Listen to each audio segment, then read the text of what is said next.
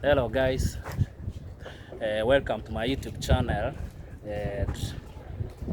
I go by the name Sesfon Ochengo, and please welcome to my YouTube channel. If it's your first time, consider subscribing to my YouTube channel, and thank you for supporting me. If it's your first time you are on this channel, thank you for coming, and for those who are returning to this channel every now and then, I thank you. And today I'm coming to you from the explosion scene where the gas exploded and killed some people here in Embakasi East in Kenya. So this happened around Embakasi, which is to the east side of Nairobi, and it killed and injured several people. And this is one of the areas where the debris from the gas tank landed, and we just came, and you just seeing like this is a crime scene. You're seeing a police tape which is written, this is a crime scene. I think you can read, do not enter. So this is a crime scene, but since there is nobody around, we can peep our cameras inside and try to see. Like you can see that piece of metal, it's a huge one, and this one here killed a goat. You can see that sack over there, that's a goat which is lying there, and it's dead. It was killed by the debris which landed from the explosion site, which is behind this building over here. So kids are traumatized, and they are so traumatized on what they saw, considering that like at that very time when the incident occurred, it was at night, past 11:30, and you can imagine waking up kids from their sleep and taking them to safety. And these kids here, I know them and I know their parents. We have been living together for quite some time now, and I'm trying like to make them I'm trying to talk to them because I just heard from their parent, their mom told me a story, and when I visited this place, I just found them, and I thought like I should talk to them and they narrate to me and what they saw, because sometimes it's traumatizing and I wanna know like what they saw. So I'm gonna start talking to this one. Mambo? Unaitwa nani? Obed. Unaitwa Obed? Niambie sasa, siku kulitokea moto, kulitokea nini? Mlikuwa mmelala ama mlikuwa mmeamka? Tumelala. Tulikuwa tumeshamaliza kula tukalala. Alafu tukakuja, tukaenda tukalala. Tulikuwa mmeenda mkalala. Alafu mama yangu akakuja akasikia sauti ya bomu. Akasikia moto. Aliambiwa gas ina leak. Na gari nyingine hapo ilikuwa imestuck hapo kwa barabara. Gari ilikuwa imestuck kwa barabara. Sasa gari ilienda hiyo gas ilikuwa ina leak. Gas ilikuwa ina leak kutoka kwa gari. Hiyo roli. Sasa ni mama aliwaambia? Nyinyi mlikuwa mmelala. Sasa ni nani aliwaamsha? Mama ndo alikuamsha? Wewe? Wewe kwanza hujaniambia unaitwa aje? Unaitwa Paul. Unaitwa Paul. Na huyu ni mdogo wenu anaitwa aje huyu? Devi. Anaitwa Deno. Devi. Yes. Sasa wewe ndo mamako alikuamsha wa kwanza? Akanipea mtoto. Alikuamsha akakupea mtoto huyu mdogo Devi? Tukatoroka. Huyu alikuwa anaamshwa. Na wao wakatoroka kwenda kwa barabara. Wao huyu aliachwa kwa nyumba kwanza amelala. Wewe kwanza mama akakuamsha na akakupea huyu mdogo. Tukatoroka. Na akaamsha huyu, wakatoroka. Akaamsha huyu. Wakatoroka kwenda kwa barabara. Mkatoroka kwenda kwa barabara. Nyinyi mlipitia wapi wakati mlitoroka? Huku nyuma. Mlipitia kwenda huku? Kwenda huku chini. Hapa si kuna kwanga kumefungwa njia. Lakini mlifunja gate. yenye ilikuwa hapo nyuma. Kwa sababu sasa huku hii njia wakati nikipita mara nyingi inakuanga imefungwa, hakuna njia ya kutokea kule nyuma. So wakati mlikuja hapo mlifunja gate. Nani aliwasaidia kufunja gate? Mama Naso. Yes. Alikuwa pale, alikuwa ndani ya gate ama alikuwa nje pia? Hata yeye alikuwa nje, alivuruta ikang'oka ikaanguka.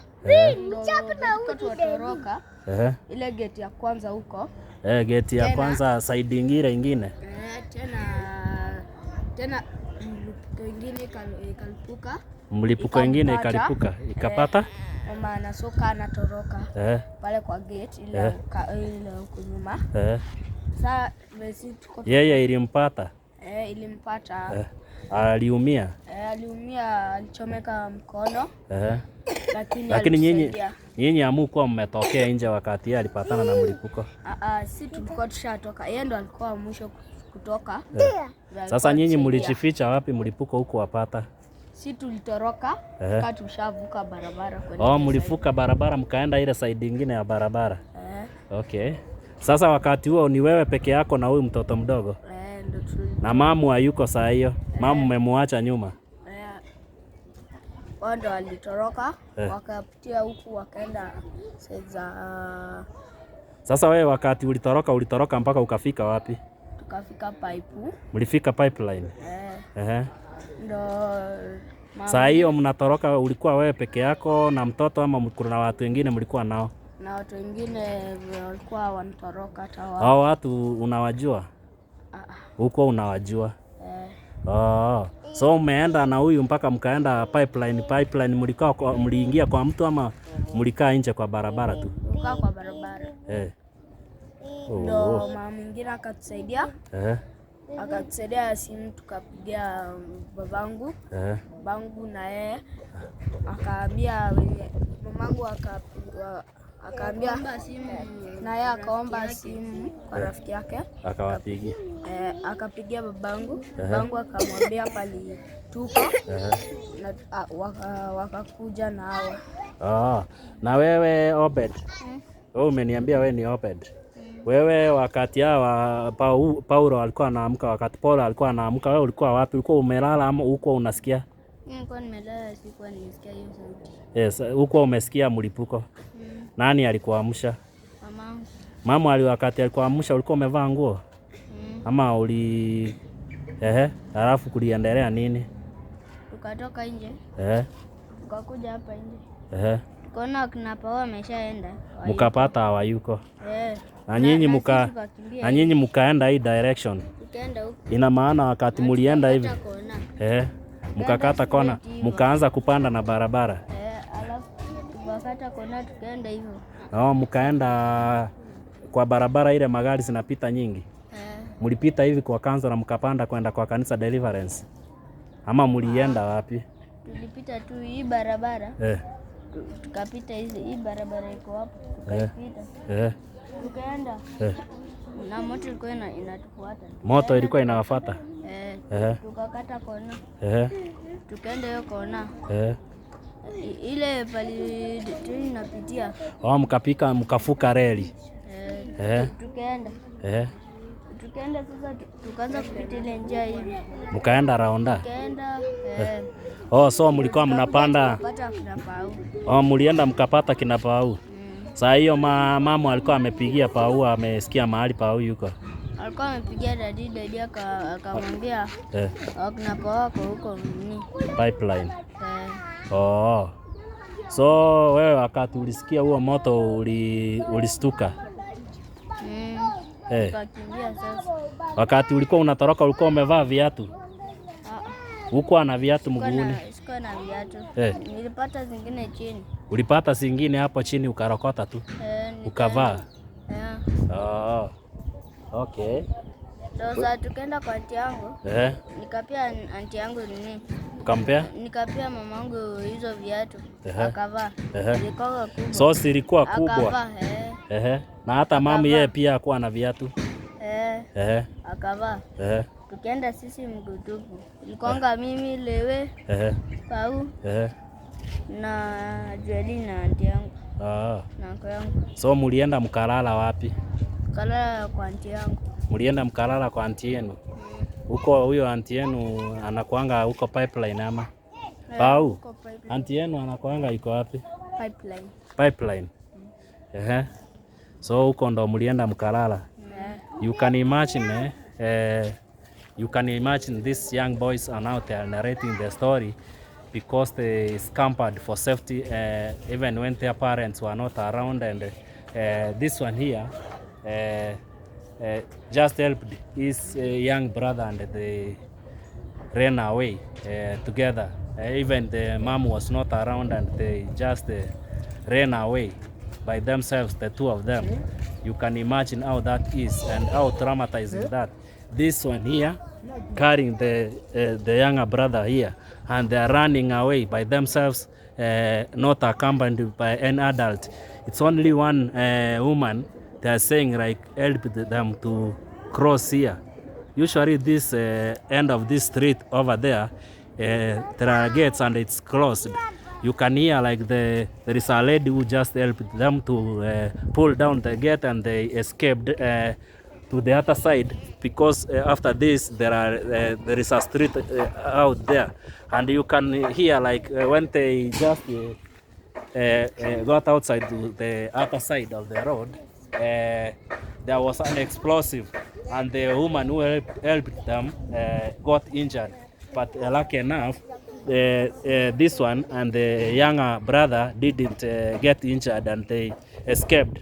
The place where you hear them saying like Pipeline Estate is like 4 kilometers away from here, and you can imagine it's past midnight, because this incident happened past some minutes before midnight, and by the time they are escaping, I bet like it was past midnight or past 12 a.m. You can imagine how it happened. You can imagine how the trauma is and what they encountered.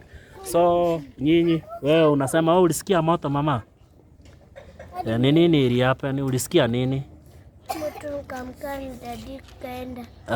Mliamka na dadi. Mama alikuwa wapi? Mama alibeba brother yangu wakaenda. Na wewe mkaenda na nani? Na dadi. Wewe umeenda na dadi na mama ameenda na brother yako mdogo. Na wewe ulisikia moto? Ulikuwa saa hiyo ulikuwa umeamka ama ulikuwa umelala? Nilikuwa nimelala. Nani alikuamsha? Mama ndo alikuamsha? Kuna ndugu zako wengine? Kuna brother yako, kuna sister yako? Na sister yangu. Nao ni nani aliwaamsha? Mama. Alitoroka nao? Sasa nyinyi hamkuumia, mlitorokea wapi? Huko nyuma ya gate. Alafu mkaenda wapi? Mkakaa hapo? Wakafuka ukuta mkaingia kwa ile kampuni ndani. There is a company behind this houses, and they tell me like this one is telling me like they jumped over the fence and they entered into the other side and they scampered to safety. So you can imagine wewe na huyu mtoto wenu mdogo. Huyu sio mtoto wao. This is your brother. You are Jimmy's daughter. Na nyinyi mlikuwa wapi? Wewe jina yako inakuanga inaitwa nani? Sikum. Nevan. Flavian. Na nyinyi mlitorokea wapi? Wewe ulikuwa umelala? Wewe ulikuwa umelala hiyo usiku? Uliona nini? Ulisikia nini? Ulisikia moto? Ulikuwa umelala? Mama alikuamsha? Mlipitia wapi? Mlienda hivi, mlitorokea hii pande hii. Alafu wakati mnatorokea kulikuwa na moto? Kulikuwa na moto? Mlitoroka mkaenda mpaka wapi?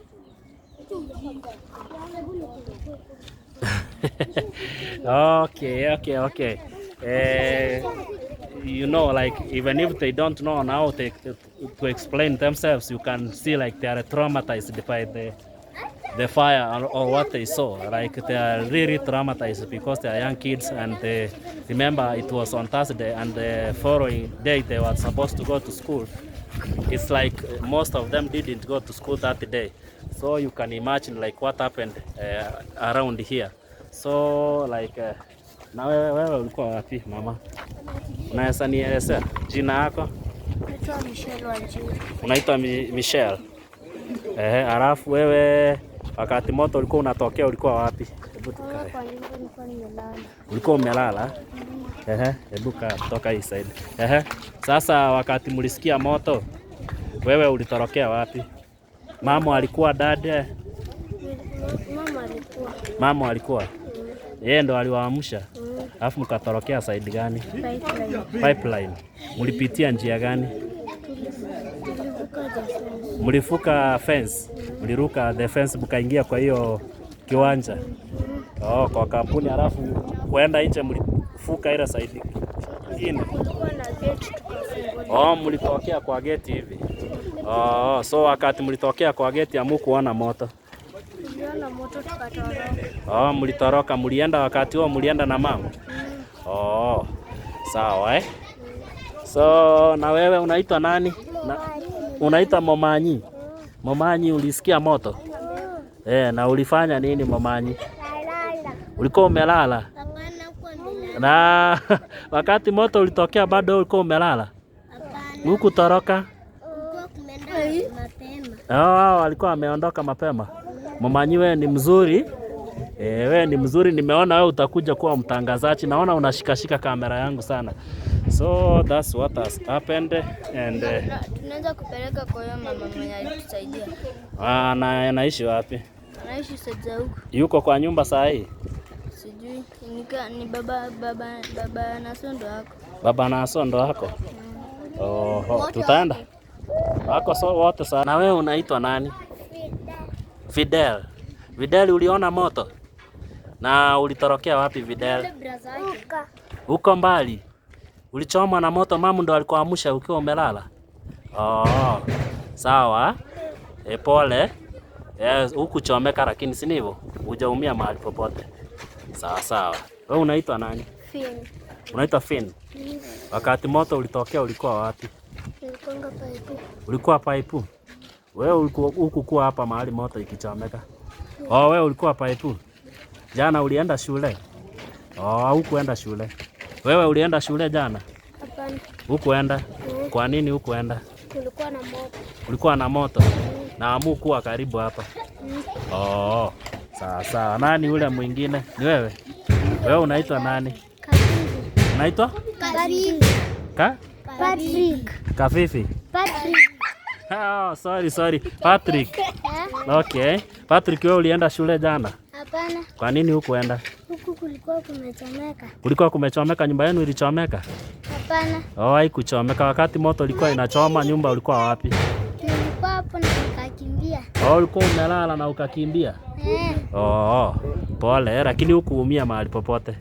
Sawa, pole. Moto ilikuwa imepita juu? You can imagine moto ilikuwa imepita juu. This kid, so I can tell the story. They are taking me to the lady and the father who helped them to escape the fire. So we're gonna see. Sonko, unaendeleaje Sonko yangu? Watoto wananiambia wewe ndio uliwasaidia, wananiambia tuende uone ule mwenye alitusaidia. Mama ako wapi? Asnat. Na achire sei nolera.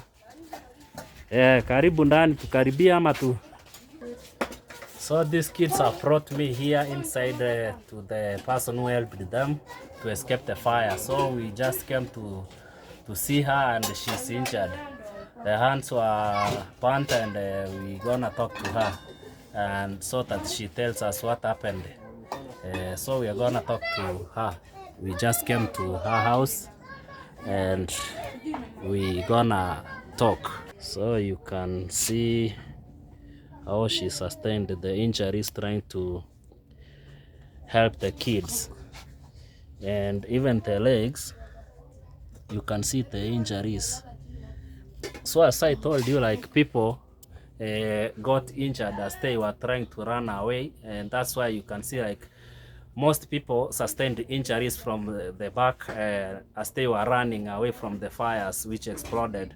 So we are gonna talk to Mama here so that she tells us on how she helped the kids because they just brought me here telling me like you must have to see somebody who helped us to escape the fires, because as you have heard from the kids, they just told me like they were escaping by themselves alone, and they just found a savior because the place where they were passing on, the gate was closed. So this mom here is the one who broke the gate for the kids to gain the exit, and they ran away. However, as they was scampering for safety, the mom here was injured. Luckily, the kids were not hurt. They escaped to safety, but the mom here was injured, as you have seen. So let's talk to her. Yes, mom. So habari ya jioni. Nzuri sana. So unaweza tuambia jina yako? Kwa majina naitwa Hassan Antike mtu. Mimi ilikuwa kitu kama saa 5, nilikuwa saa omba nataka kulala. Sasa ile nataka kulala hivi kasikia kitu mlipuko. Nikatoka nikafikiri ni transformer imeripuka. So kukata kuambia watu kwa ploti kata stima. Nikarudi kwa Musa watoto wangu. Bila watoto wangu walitoka tena nikarudi kwa nyumba kuchukua viatu na simu. Kufika pale nje wakaniambia sio transformer ni gas. Sasa kuna watoto wa jirani yangu hapo walikuwa wanalia wakinifuata. Nikamwambia sasa unanifuata tunaenda wapi? Hebu tukimbie pale tutokezee na huko. Kufika pale tukapata geti kimefungwa.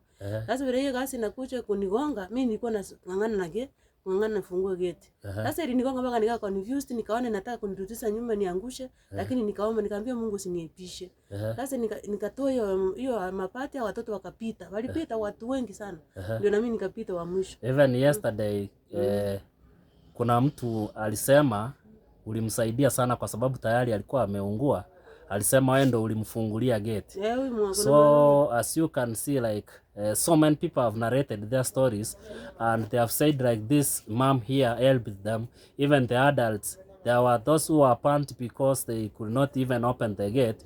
So they have just said like this mom here helped them to pull the gate off as they was escaping. So that's how they found an escape way to go through to the other side of the road, and they escaped. So many people have said, and you can see as a result of helping them, she just sustained the injuries on her hand.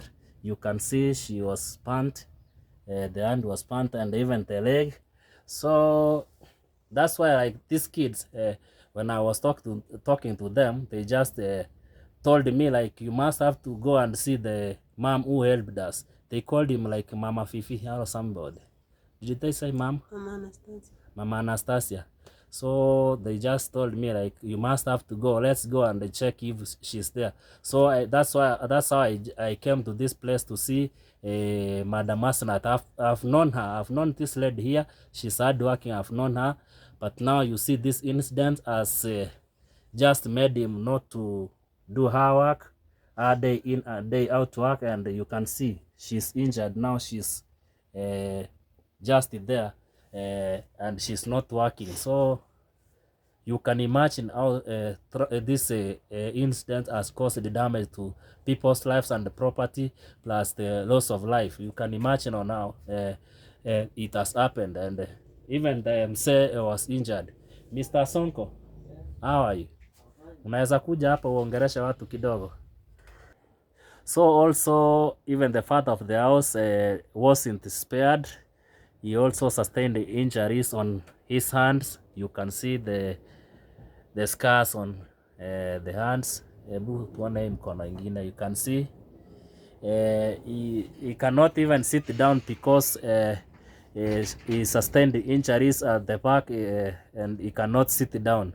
So that's why he has just decided to talk as he is standing. Even the legs were injured. You can see even the legs, he got injured even on the legs. So minus forgetting from the behind. Can we see? Unaweza inua? Unaweza inua tu kidogo tu. So we like to warn you like the pictures you are not you are going to see are so traumatizing. So you can see like at the back he got injured, he cannot sit down. You can imagine like a father and a mother who are fending for the family, now they have just got injured and they cannot do their functions properly, minus forgetting like they have kids to look after, and now they have been rendered like helpless. They cannot do anything, and they cannot help the family, they cannot fend for the family. Their lives are put to halt and they cannot do anything. So you can imagine, even if as you are seeing him, he is trying to take some painkillers. Can we see from the other side? You can see he is trying to take some proven for painkillers, and that's a very hard life. You can imagine two people at a family who are the breadwinners and they are injured, and their kids who are looking after them. They have a family to take care of, and you can see how they have their lives have been changed instantly by the incident which happened here. So we can say like they are heroes, because like mom here, Madam Asnat, saved the kids, and plus several other people who were scampering for safety. When they came to a place where they couldn't pass because there was a gate, she had to pull down the gate for other people to pass. Hence, she risked her life, and she got burnt by the explosion. Without forgetting, they are very, very close to the center where this fire started, where the explosion occurred. So you can imagine how this happened. It's just the kids who have brought me here to say, to make me like they wanted me to see somebody who helped them to escape this fire or this incident which occurred. So from here unasema aje Asnat, Madam Asnat, unasema aje, ungependa kuambia watu nini kuhusu hiyo tukio lililofanyika? Mimi kitu cha kwanza nashukuru Mungu, maana mimi niliona kifo na macho hivi. Ilikuwa nataka kuniangusha hivi, nikaambia Mungu usiniepushe. Ndio kiti ikafunguka tukapita. Chenye naomba tu Mungu, naambia watu tukae katika maombi, maana Mungu ni yeye mtetezi, ni yeye atatutetea. Mr. Sonko, yes. Even as you are planning to take these painkillers, you can see he's on painkillers just to relieve the pain she's feeling, or he's feeling, sorry. He's feeling so painful. Imagine sustaining these pants on both of your hands and even on your buttocks. You can imagine sitting is almost impossible. You must have to sit like on a tight angle or on a very soft thing, and it's not so easy as you can see. So unaweza ambia watu nini, Mr. Sonko? Mimi kitu nitaambia watu ni kushukuru Mungu kwa yale yote yenye alinitendea, juu alikuwa mpiganishi wangu. Kwa hakika sasa kwa vile nimeshaumia, na mimi ndio tunasaidiana na mama kusomesha watoto na vitu zingine. Sasa ninagonjeka mikono, hata matako yenyewe nijomeka kukaa ni shida. Sasa naomba serikali wasaidie. Na niliona at least wamejaribu kuwapa some donation kidogo hapa. Wamewapea nini? Mchele na malawi. Wamewapea mchele na masufuria na maharage na masufuria. This one's here. So these are the donations they have been given by the government, just somehow under power of shop, to just help them to run their life somehow before they get well. Even they were given some chicos to use, because I think they have lost a lot. So we just say thank you to the government for these donations, and still they need to do more to make sure like their lives run smoothly, because now the father has been injured both hands and at the back, sorry, and the mom has been injured on one hand and on her leg.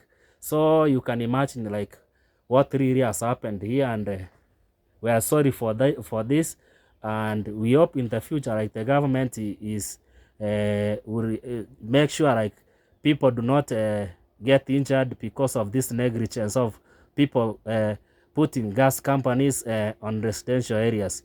So that is it from me for today. I hope you have seen. I couldn't have known, like, these are my friends, I know them. I couldn't have known like they were injured or they sustained injuries, or it not the kids who brought me, and they told me like they wanted me to see the person who saved them to escape to safety. So that's how I arrived here to bring you this story. So from me, I only say like, I'm sorry to this family, and I hope they get well soon, and they start fending for their family as they have been doing. I've known them for like almost now. I've known them like for 8 years since I've been here in this slum area. So from me, I have to say like, thank you, and don't forget to subscribe to my YouTube channel. Write your comments down below. Let me know what you think about this video. What are your opinions on this ordeal or this explosion? And if you are first time watching this video or watching this YouTube channel, thank you and welcome. And let's meet on our next video. Thank you from me here in Embakasi. Thank you, and always you are welcome to this channel. Thank you.